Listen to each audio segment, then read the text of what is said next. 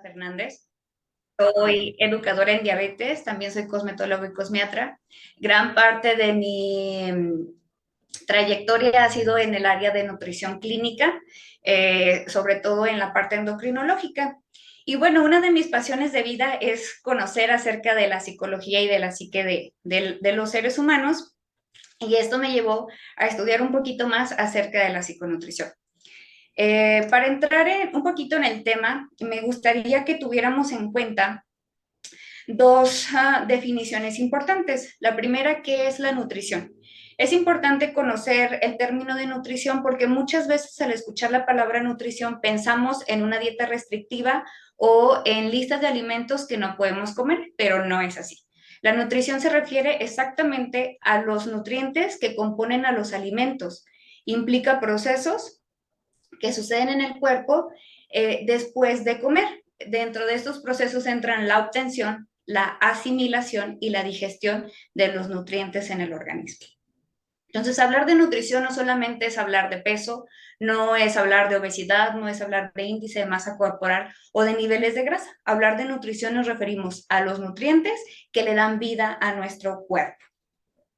Y en cuanto a lo que es la salud mental, esto es muy interesante porque en la consulta, en algunas ocasiones me ha tocado hablar acerca de la salud mental y algunas personas se asustan cuando digo hay que ir al hospital de salud mental, hay que buscar un psicólogo. Salud mental no significa no estar mal de la psique, sino generar o saber generar las herramientas para afrontar los momentos de estrés en nuestra vida diaria.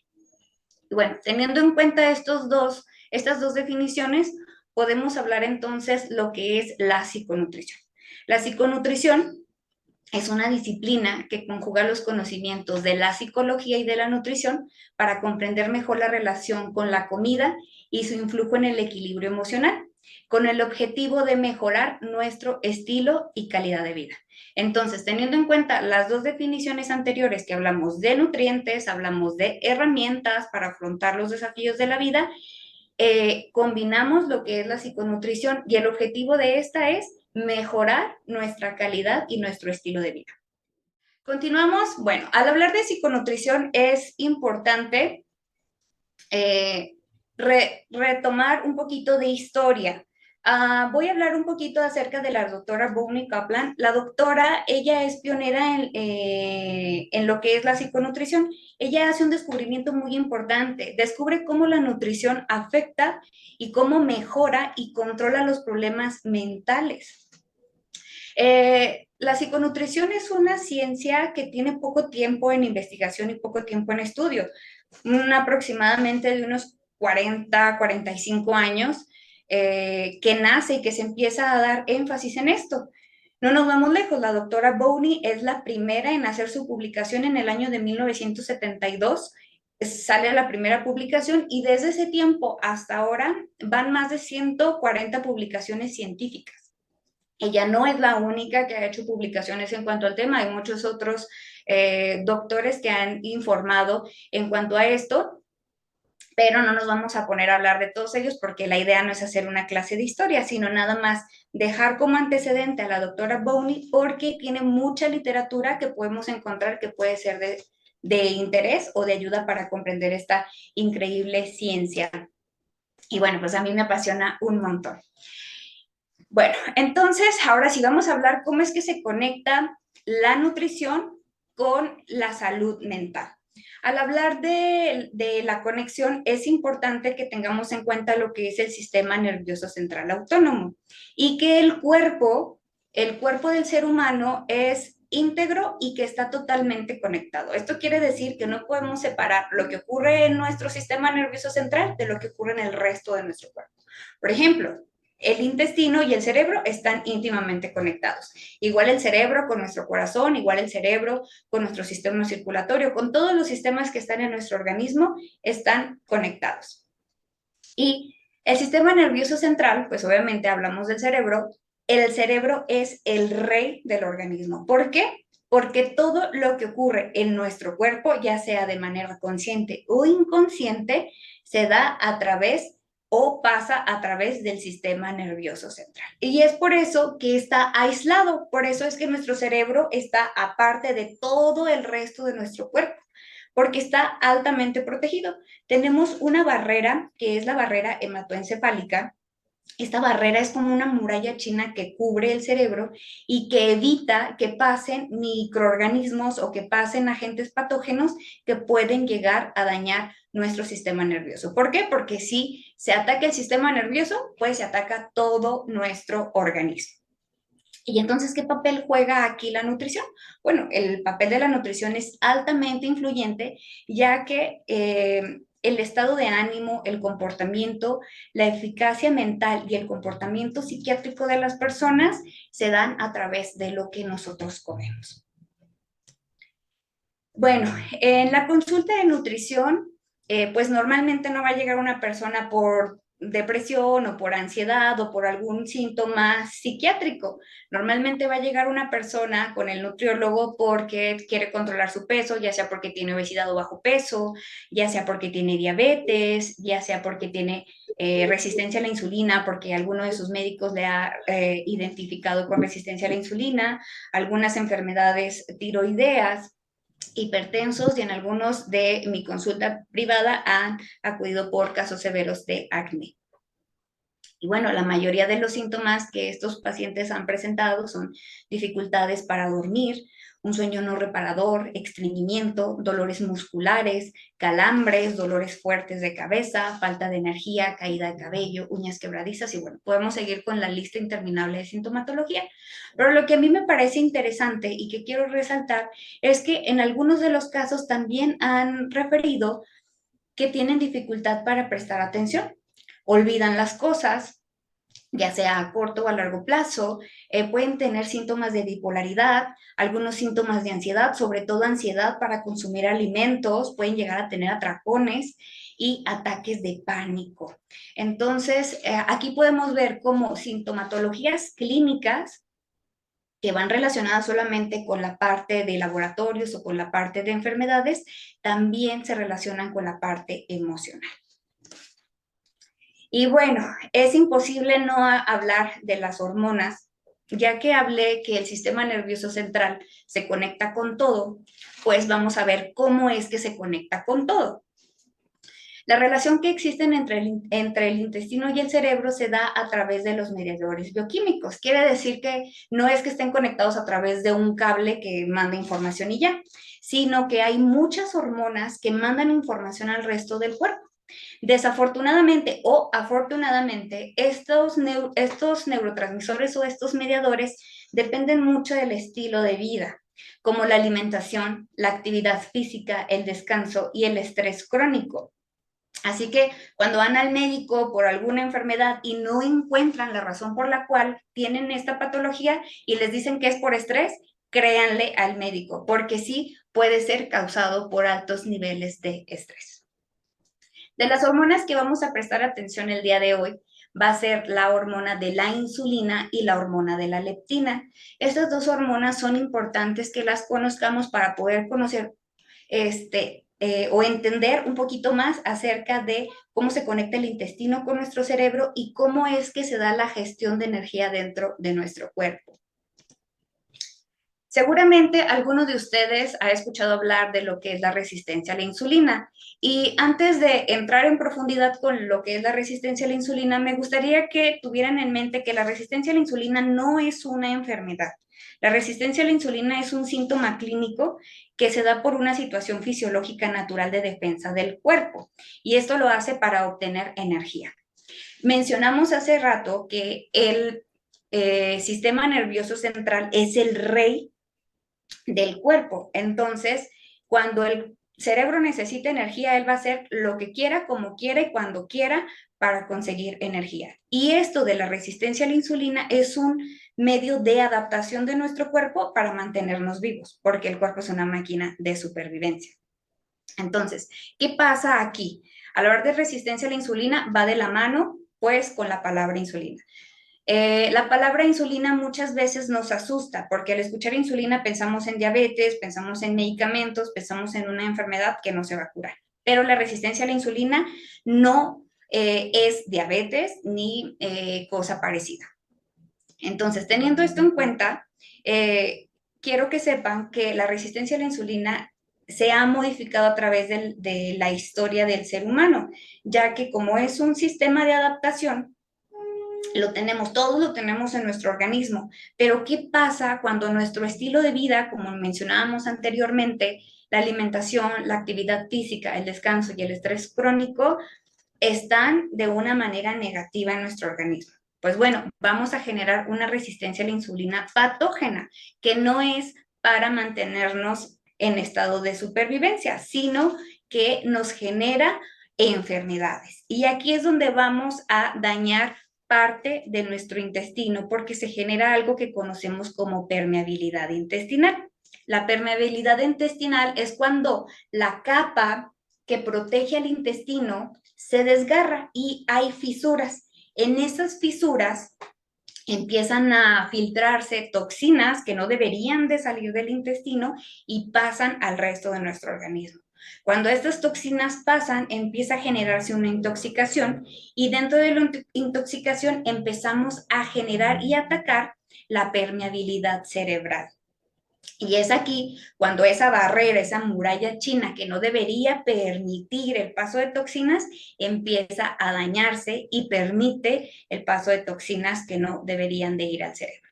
Y entonces vienen algunos síntomas o algunas situaciones interesantes como la depresión, la ansiedad, la angustia, ataques de pánico, el Alzheimer, la colitis nerviosa, que esto es muy común, el Parkinson, incremento en el autismo, en los síntomas del autismo o en el espectro autista. Y no nada más se trata de haber cambiado nuestro estilo de vida, sino que también el haber tenido una deficiente atención psicológica que nos lleva a generar traumas en lo largo de nuestra vida o que han sucedido situaciones complejas en la infancia que no se han podido gestionar de la manera adecuada. Entonces, esto genera altos niveles de estrés, altos niveles de cortisol, modifica los niveles de azúcar en el cuerpo, se genera resistencia a la insulina y bueno, con ello vienen un montón de síntomas que ya mencioné ahorita.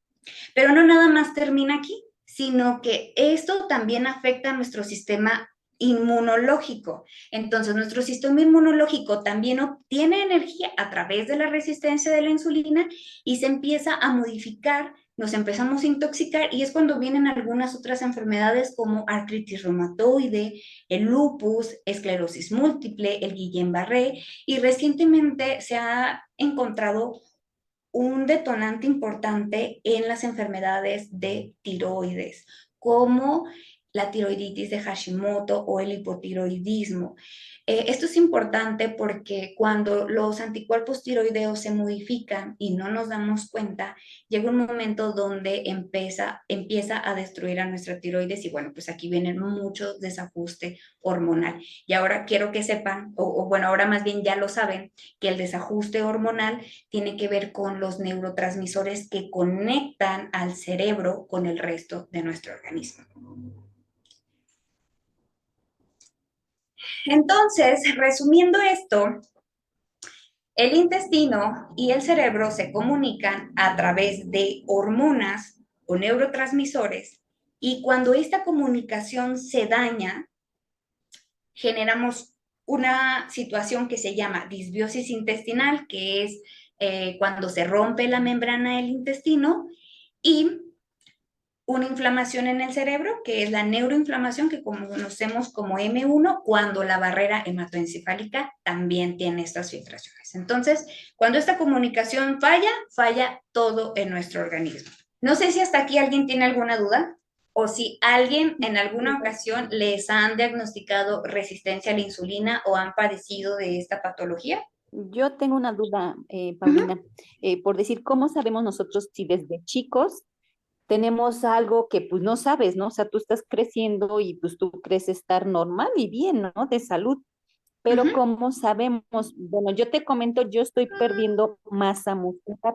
Yo tengo edad de 53 años, pero me quiero hacer obviamente estudios, pero no sé por qué estoy perdiendo masa muscular o es parte de mi etapa de mi adultez, no lo sé. Ok, puede haber estudios específicos para tratarlo, pero primero es saber qué edad tiene. 53. Ok, a partir de los 40 años es normal que se empiece a perder cada 10 años el 8% de músculo. Esto es normal y se va a hacer evidente si no se lleva un estilo de vida adecuado. Por ejemplo, que no se hace ejercicio de fuerza, sobre todo no cardio, no solo salir a caminar o zumba, sino hacer ejercicios de fuerza. Cuando no se lleva una buena alimentación en el consumo de proteínas, sobre todo proteínas magras, cuando no se lleva un buen consumo de grasas, grasas saludables ricas en omega 3, cuando se lleva un buen consumo de líquidos como el agua simple, pero sobre todo dormir. Entonces, si de lo que acabo de mencionar identifica que tenemos algo, pues posiblemente el músculo se está comiendo, se está depletando de forma natural, pero el mismo cuerpo no permite que crezca. Y por ahí me comentó cómo podemos saber si desde pequeños, pues bueno, desde pequeños es muy fácil, si el estilo de vida del niño equivale con lo que acabo de mencionar, alimentación sana, equilibrada por supuesto, consumo de líquidos, que duerma bien, que no se desvele y con una suplementación adecuada y ejercicio, pues va a estar bien. Claro, quitando los riesgos que tenemos genéticos o que puede tener por ahí por su carga genética. Exacto, pero ¿cómo saber? Se hace por un estudio para saber si no traemos algo genético? Sí, hay estudios que son genéticos, pero son estudios súper costosos. Entonces, la Ah, verdad, como que no tiene mucho sentido hacer un estudio súper costoso si no tenemos una sospecha en específico. ¿Cómo saber si estamos bien? Vamos a ver, tengo sintomatología, identificamos qué sintomatología, qué línea podemos seguir y ya el especialista de salud, ya sea un médico o algún nutriólogo clínico, le puede identificar o indicar qué estudios necesita hacer. Hablando con respecto a lo que mencionaba ahorita de la resistencia a la insulina, hay un estudio que se llama índice de OMA. Este estudio toma niveles de insulina, niveles de glucosa, se hace un cálculo y nos da el nivel de resistencia. Con ese nivel de resistencia, claro que hay un máximo, si se supera el máximo, entonces necesitamos empezar a entrar en tratamiento y si no, pues no tenemos delito que perseguir. Sí, a mí me detectaron hipotiroidismo y ya me hice estudios y estoy tomando mucho medicamento, pero no sé exactamente cuáles alimentos tengo que consumir pues, para que baje pero, bueno, mi enfermedad. Ana, casi no te escuché. Te detectaron hipotiroidismo y estás tomando muchos medicamentos, pero la pregunta fue específicamente, ¿no sabes tomar qué cosa? No sé no sé qué alimentos consumir. Ah, ok. Ahorita vamos a hablar un poquito en cuanto a la suplementación y en cuanto a los alimentos, pero bueno, de entrada, te detectaron hipotiroidismo, estás tomando levotiroxina, seguramente esa es como que la básica. Tienes que tomar levotiroxina si es hipotiroidismo.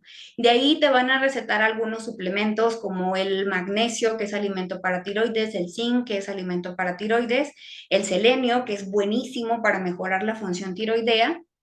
Y depende mucho de los alimentos, porque hay que ver tus estudios de laboratorio para ver si tienes una alimentación libre o si hay que quitar algunos alimentos. Entonces, para decirte específicamente que sí y que no, tendría que ver tus estudios de laboratorio. Pero igual, como base, si tus estudios de laboratorio están saliendo ya bien con tu medicamento, tú puedes comer absolutamente todo lo que tú quieras.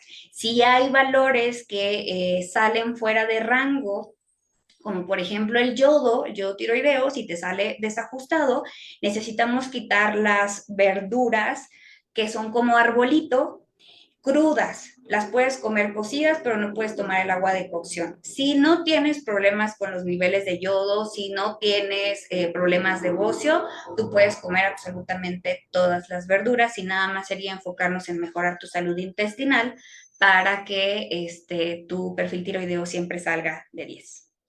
Voy a pasar a hablarles acerca de la resistencia a la leptina, que es la segunda hormona que les comenté que íbamos a hablar. Entonces, la resistencia a la leptina es cuando nuestro cuerpo no puede identificar cuando ya es suficiente la saciedad. Primero, pues es importante que sepan que la leptina es una hormona que se produce en el tejido adiposo, quiere decir que se produce en la grasa. Y esta se encarga de decirnos cuando ya estamos satisfechos, cuando nosotros comemos y ya es suficiente, que quiere decir que nuestros niveles de nutrientes alcanzaron su nivel adecuado. Pero ¿qué pasa? Que en la alimentación moderna es una alimentación muy rica en carbohidratos, como pastas, panes, galletas, azúcares, refresco, por no mencionar marcas, refrescos de cola.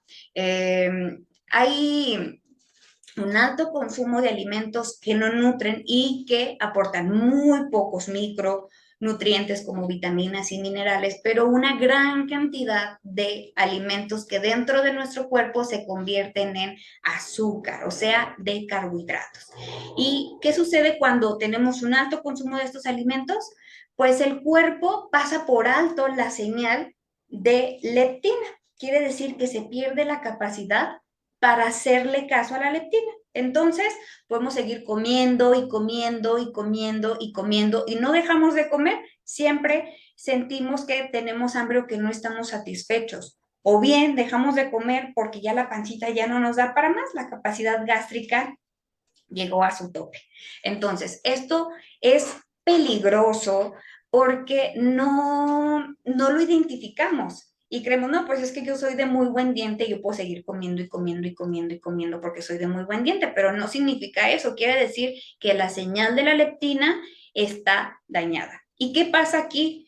Que el cuerpo empieza a sentirse altamente cansado, se pierde la energía. Y cuando esto sucede, pues es un círculo vicioso porque yo como mucho, pierdo la señal de la leptina, sigo comiendo, me siento cansado y al sentirme cansado disminuyo la actividad física, duermo más, duermo durante el día, paso a desvelarme durante la noche porque ya dormí muchas horas durante el día y entonces el ciclo del sueño se rompe y todo el equilibrio en el organismo se descontrola. Y esto nos lleva a una intoxicación y a cambios importantes en la conducta y en el estado de ánimo. Por acá tenemos un mensajito. A ver, vamos a verlo. Ok, perfecto. En caso de que un medicamento en especial psiquiátrico o de que se tenga que tomar de manera prolongada en el tiempo genere resistencia a la insulina, ¿qué se haría? Esta pregunta es súper buena porque los medicamentos también nos pueden llevar a generar resistencia a la insulina. Si este fuese el caso, pues nada más es tratar de incluir alimentos sanos, bajar el consumo de azúcares simples, convertirlos a carbohidratos complejos, como combinar las frutas con una grasa con proteína, evitar todo lo que es el azúcar, el piloncillo, la miel, no lo necesitamos. Hacer ejercicio, por supuesto, esto es súper importante, bajar nuestros niveles de estrés lo más que se pueda, dormir bien y si podemos hacer descansos o pausas del medicamento, hacerlo y si no se complementa con algún otro medicamento para equilibrar. Entonces, si el medicamento psiquiátrico me está generando resistencia a la insulina, pues bueno, le pongo otro medicamento o un suplemento para ayudar a que se contrarrestre. Por aquí dice, ¿la melatonina ayuda a generar resistencia a la insulina? No, la melatonina es un neurotransmisor que es muy importante. De hecho, cuando tenemos problemas para conciliar el sueño, dejamos melatonina. Si no, no va a perjudicar para nada la resistencia a la insulina. Dice, ¿qué alimentos podemos incluir en nuestra dieta que tengan buena carga energética? Es pregunta Ok. de... Muy bien, para contestarle a Carlos, gracias Paulina. ¿Qué alimentos podemos incluir? Alimentos que sean de grasas saludables, como nueces, almendras, todo lo que son semillas, coco es también súper importante y proteínas magras, como el pescado, el pollo, el queso.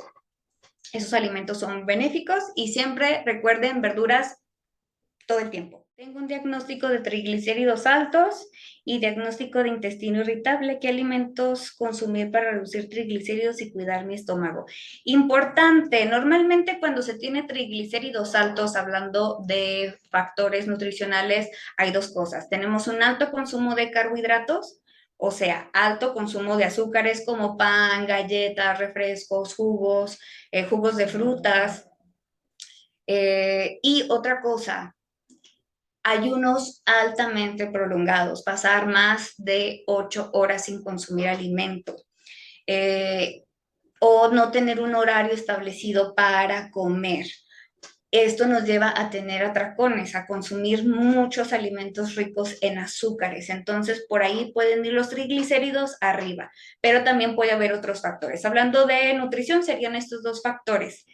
Para el intestino irritable, pues bueno, lo primero es trabajar las emociones. Esto es sumamente importante.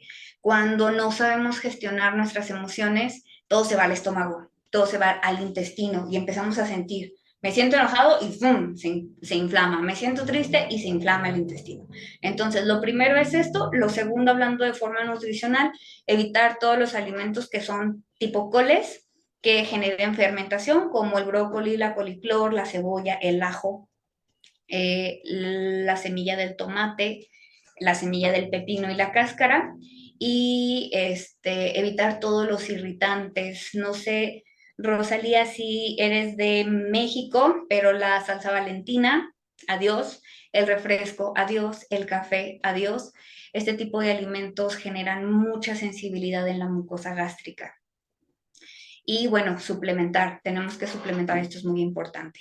No Rosalía, comentas, no consumo harinas blancas, tengo horarios y jugos tampoco. Ok, pues nada más cuidar todo lo que son irritantes, y tendríamos que hacer como algo especializado. Si en forma general no se está presentando lo que menciono, tendríamos que hacer como un cuestionario más individual para poder llegar específicamente y pasar algunos alimentos que sí tenemos que retirar de forma temporal. No es para siempre, solamente en lo que quitamos la sintomatología. Vamos a continuar.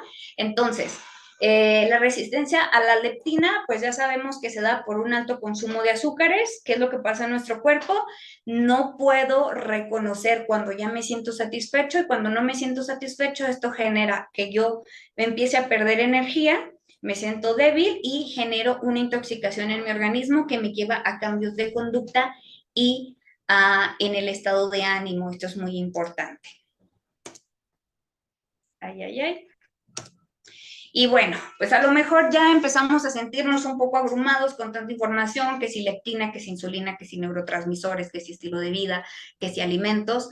Bueno, no entremos en pánico, no es algo tan complejo. En realidad, la forma de resolverlo es súper sencillo, y esto se resume en la frase: cambios en estilo de vida.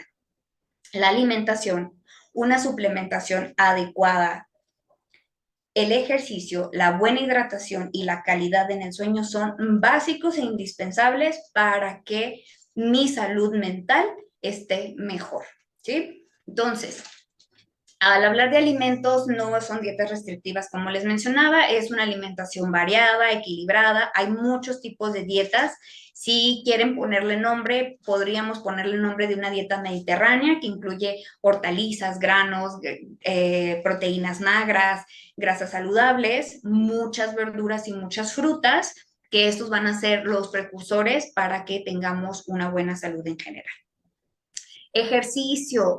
El ejercicio no se trata de salir a correr maratones, o no se trata de ir cantidad interminable de horas al gimnasio. Ejercicio es 30 minutos todos los días, de lunes a viernes. Si no tengo tiempo, si lo quiero hacer más específico, pues entonces puedo incluir un poquito más, pueden ser 45 minutos, una hora, pero dándole tiempo al equilibrio entre el cardio y la fuerza. ¿De acuerdo? Hacer fuerza no es para ponerme súper musculoso. Hacer fuerza es para detonar el crecimiento del músculo, y con esto voy a tener más mitocondrias, que son los organelos encargados de producir energía en el cuerpo. Entonces, necesitamos hacer ejercicios de fuerza, no solamente para vernos guapos y bien, sino para sentirnos que estamos bien. Ahora sí, vamos a pasar a hablar de los suplementos. Ahorita les mencioné una suplementación adecuada. ¿Por qué? Porque los suplementos en México son de venta libre. Cualquiera puede comprar suplementos. En algunos otros países no es así, pero en México sí. Y esto es un terrible daño a la salud porque muchas veces estamos comprando suplementos tratando de mejorar nuestra salud cuando en realidad estamos intoxicándonos. ¿Por qué? Porque hay vitaminas que son tóxicas. Cuando se alcanzan niveles muy altos en el organismo, generan una toxicidad. Estas son las vitaminas que son liposolubles, quiere decir que necesito grasa para absorberlas, como la vitamina D, la vitamina E, la vitamina, ya se me olvidó, la vitamina D, la vitamina E, la vitamina A y y pues estas son las liposolubles. Estas son las que requieren grasa para absorberse, pero si yo consumo más de la vitamina que requiero, voy a generar toxicidad en mi organismo.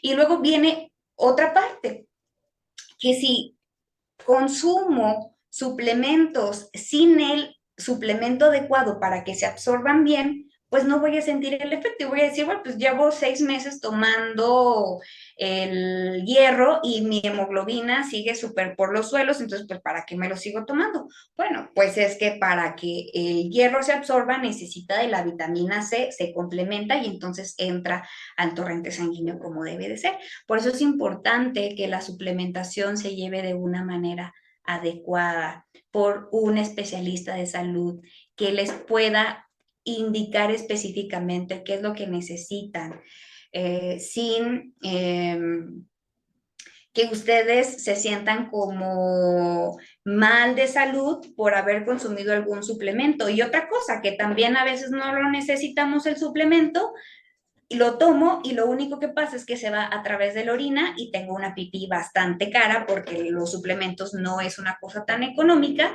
pero no me funcionó. ¿Por qué? Porque no lo requería, ¿de acuerdo? Entonces es importante que la suplementación se haga de una manera adecuada. Dentro de los suplementos, o el listado que tenemos aquí, son los suplementos que en mi criterio son los más importantes o que nos aportan mejor beneficio al organismo.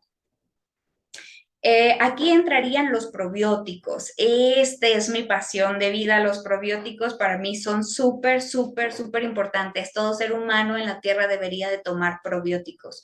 ¿Por qué? Porque los probióticos son los que nos ayudan a regular y regenerar la mucosa intestinal o la microbiota. Entonces, cuando la microbiota, o sea, los millones y millones de bacterias están en desajuste, no se puede llevar a cabo un metabolismo adecuado de los alimentos y por ende la absorción de los nutrientes es pequeña o es de manera inadecuada. Y bueno, este es un tema que podemos hablar y hablar mucho de probióticos. Yo creo que lo vamos a dejar para otra plática para no irme mucho del tema, pero bueno, todos debemos de tomar probióticos. Para las personas que están con algún tratamiento psicológico o psiquiátrico, que toman algún medicamento controlado, es importante que tomen probióticos, específicamente uno que se llama L-Ramonsus, que sea esta cepa, porque esta cepa específicamente nos ayuda para nuestro sistema nervioso central. El omega 3. El omega 3 es un poderoso antiinflamatorio, es el rey de los antiinflamatorios y lo podemos encontrar muy fácil en los alimentos. Pero cuando nosotros ya tenemos un nivel alto de inflamación, cuando ya tenemos permeabilidad intestinal, cuando ya tenemos permeabilidad en el cerebro o que tenemos mucha inflamación causado por colitis o causado por alguna otra patología, es importante que los niveles de omega 3 alcancen a 1 gramo diario como mínimo, porque si no, el efecto no va a ser evidente. Los antioxidantes como los polifenoles son muy importantes. La vitamina D juega un papel súper, súper, súper importante en el sistema inmunológico y en la conexión de los neurotransmisores con los músculos. La L-glutamina, que es un poderoso protector y recuperador en la barrera intestinal, súper importante y también para el crecimiento de los músculos. Las vitaminas del complejo B, en sí todas, pero las más importantes, la B9 y la B12 en mi criterio, pero todas son las que debemos de suplementar. El magnesio, como ya mencionaba, más de 300 funciones en el cuerpo se dan por el magnesio. Y ojo aquí, el magnesio tiene muchas variantes, hay muchos tipos de magnesio. Entonces tenemos que saber qué tipo de magnesio es el que necesito para poder tomarlo. Que si tomo otro no pasa nada, igual me va a funcionar porque hay muchas cosas que se dan con el magnesio. Pero si es específico, tenemos que tomar el magnesio que mejor se absorbe en el organismo. El zinc, que para los hombres este es súper importante porque nos ayuda para el equilibrio de la hormona de la testosterona y para evitar que crezca la pancita chelera que le decimos en México, esa pancita durita donde está llena de grasa visceral. Bueno, pues el zinc es uno de los suplementos que más nos ayudan para evitar esto. La melatonina, por ahí mencionaban, entonces la melatonina es muy importante también, de hecho se la produce en nuestro cerebro, pero cuando la producimos en cantidades menores o tenemos síntomas de falta en la calidad de sueño, pues bueno, la melatonina entra a hacer su trabajo. El GABA, que es súper importante porque es un neurotransmisor, es un aminoácido que regula la estabilidad cerebral y está involucrado en los procesos del sistema nervioso central. Entonces, es muy, muy importante. La deficiencia de GABA tiene síntomas importantes, entre ellos entra lo que viene siendo la ansiedad, la depresión, incluso podemos tener hasta epilepsia cuando se tiene un déficit del GABA. Y la ashwagandha, que nos ayuda mucho a relajarnos en conjunto con la melatonina para tener un sueño más reparador bajo los altos niveles de estrés. Y cuando bajamos los altos niveles de estrés, cuando empezamos a mejorar esto, disminuyen los niveles de cortisol, que es otra hormona que causa mucho desequilibrio en el organismo. Y pues bueno, a nadie nos gusta estar intoxicados por cortisol porque tiene síntomas bastante desagradables. Hablando de probióticos, pues como les mencioné, todos los debemos de tomar. Sería maravilloso que todos los tomemos, por lo menos cada 3 meses tomar una cepa diferente. Los probióticos los podemos encontrar en los alimentos fermentados, en el yogurt, en el kefir, en el kombucha. Pero siempre hay que suplementar. Además de consumirlos, este tipo de alimentos hay que suplementar. El omega 3 que lo podemos encontrar en las nueces, en el pescado, en las almendras, en las algas. Esto es muy importante porque si comemos el pescado, porque tiene omega 3, las algas es el alimento del pescado. Entonces, las algas son ricas en omega 3 y todos los aceites vegetales. Y debemos de fijarnos aquí en el tipo de omega 3 que consumimos. Lo importante del omega 3 es el DHA.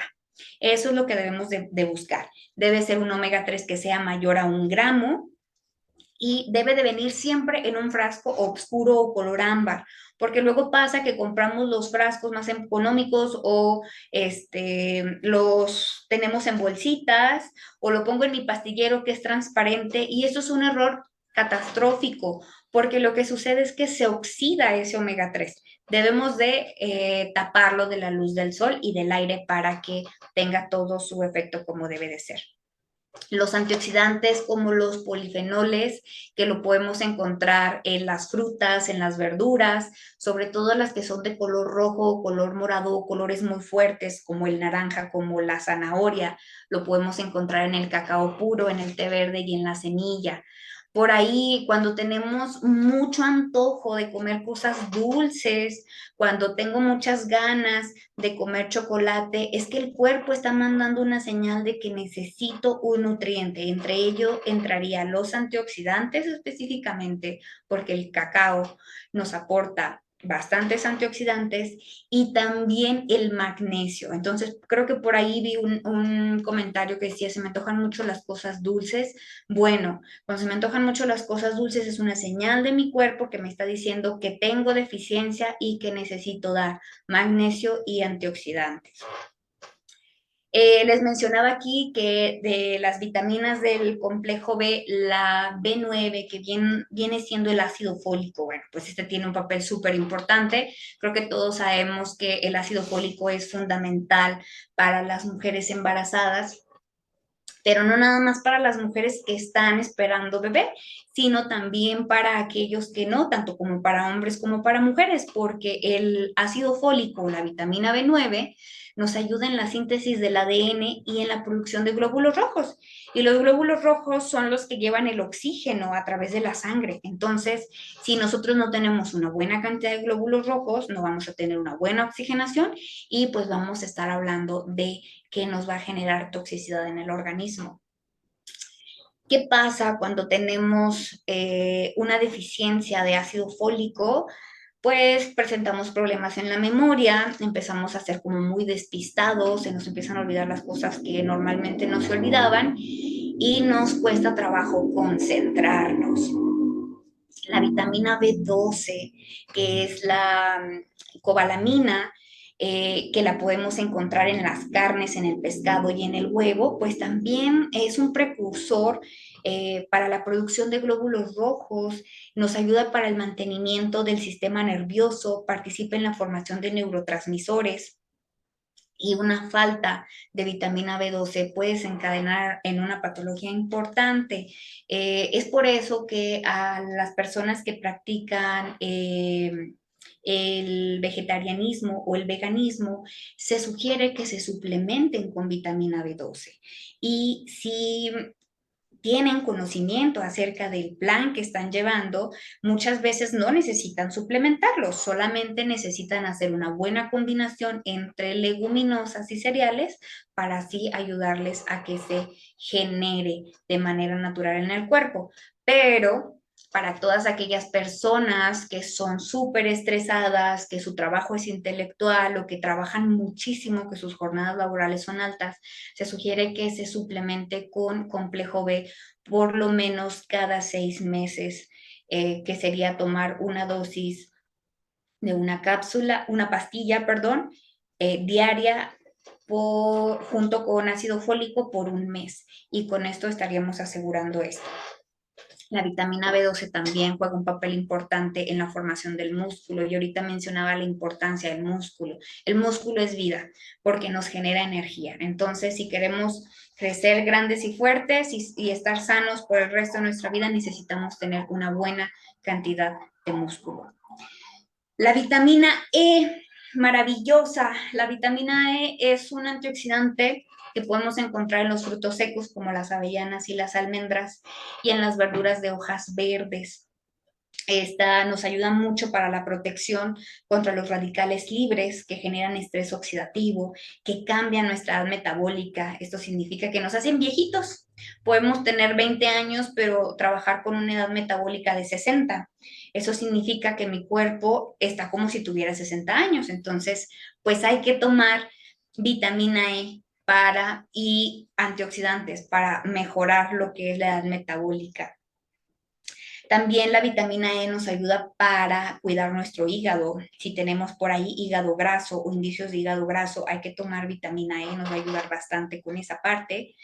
Nos ayuda a mantener la agudeza mental y nos disminuye el riesgo de tener enfermedades como el Alzheimer. Entonces, pues a tomar vitamina E. Incluso hay algunos probióticos que vienen suplementados con vitamina E, que vienen añadidos con vitamina E. Entonces, pues estos son los suplementos que en mi criterio creo que son los más importantes, los que no debemos descuidar, los que debemos de tomar constantemente, de los que debemos buscar las fuentes en los alimentos, porque no se trata de tomar pastillas y pastillas, sino se trata de buscar los alimentos que son sanos, que no lo aportan, y complementar con los suplementos y siempre teniendo en cuenta que no debo de consumir más de 5 suplementos juntos porque saturamos al cuerpo. Entonces, hay que tratar de tomarlos por etapas y siempre combinándolos. Si hay uno, por ejemplo, el calcio necesita la vitamina D, entonces si yo tengo problemas de osteoporosis y voy a tomar calcio, pues aprovecho y tomo vitamina D para que se absorba de una manera adecuada y llega el tiempo donde lo suspendo o lo descanso y comienzo con otros suplementos que se complementen para que me den una función adecuada en el organismo. Y bueno, no sé si hasta aquí hay alguna pregunta. Yo, en referencia a lo que te preguntaba en cuestión, normalmente, pues sí me desayuno como tarde, tengo como el ayuno de ayuno largo, por decir 10:30, 11:30, 12 ando almorzando, pero fíjate que me he dado cuenta que tengo que a partir de esta edad, en la noche es cuando más se me antojan las cosas dulces, pero también me entra pendiente porque vengo de familia que tiene azúcar, o sea, lo del, ¿cómo se llama? La insulina, pues, que padece de diabetes. Y Ujú. pues yo no quiero ser partidaria de eso. A veces sí siento que mi corazón se acelera un poco, o a veces me siento como, después de que comí, como si estuvieras acalorada con las chapas así, y digo, ay, Ujú. no, pero no, no sé, a mí se me antoja mucho lo dulce. Ok. Entonces no sé qué hacer, o sea, no sé si necesite sacarme estudios también para saber si cuál deba de hacer mi alimentación, qué porciones y demás, también por mi edad. Tendríamos que primero hacer un estudio de laboratorio para saber que sus niveles de glucosa estén estables y de ahí vamos a partir. Si sus niveles de glucosa tienen un desajuste, pues entonces vamos a hacer unas indicaciones específicas. ¿Qué estudio de laboratorio necesita Josefina? Necesita lo que es hemoglobina glucosilada y resistencia a la insulina. La hemoglobina, tolerancia a la glucosa y hemoglobina glucosilada. La tolerancia a la glucosa lo que va a hacer es nos van a tomar una muestra de sangre y luego nos van a dar a tomar una carga muy alta de glucosa, que son 75 miligramos de glucosa anhidra. Se esperan 2 horas, se vuelve a tomar la glucosa en sangre y de ahí vemos. Si los niveles de glucosa salen arriba de 200, estamos hablando que es un diagnóstico de diabetes. Si sale menor, estamos hablando de que no se tiene como tal la diabetes. Y la hemoglobina glucosilada es un estudio que se saca en sangre y solamente es un solo piquete, pero ese nos mide cómo se ha comportado la glucosa de 3 meses hacia atrás. Entonces, cuando es mayor a 6.5 estamos en riesgo, cuando es 7 ya estamos hablando de una diabetes. Entonces, Josefina, hay 2 estudios que podemos hacer para relajarnos, la de tolerancia a la glucosa y hemoglobina glucosilada. Si uno de esos dos sale desajustado, pues depende de los niveles, un médico o un nutriólogo clínico le puede ayudar a hacerle su diagnóstico y ya sería iniciar con tratamiento médico. Pero si solamente es el temor de que se tenga diabetes, pues nada más con mejorar los hábitos, suplementar de manera adecuada, regular de forma frecuente los niveles de glucosa con un Destructis, con una glucosa capilar, que son los piquetitos que son en el dedo, y con eso se puede ir regulando, pero sí necesitamos que un médico nos esté valorando o un nutriólogo clínico que tenga especialidad en diabetes. De todos modos, yo dejé mi teléfono, si se hace los estudios, me manda los resultados, yo con todo gusto y con todo cariño le puedo ayudar a orientarle un poquito mejor. Tere comenta que excelente claridad para explicar todo y que muchas gracias por el tema de hoy. Ok, muchas gracias, Tere.